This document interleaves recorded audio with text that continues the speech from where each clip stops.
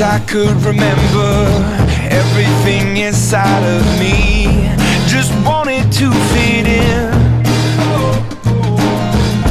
I was never one for pretenders, and everything I tried to be just wouldn't settle in.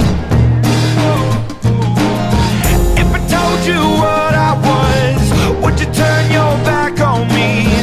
And if I seemed dangerous, would you be scared?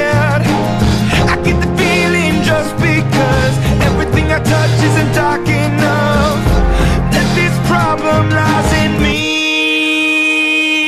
I'm only a man with a cable that got me.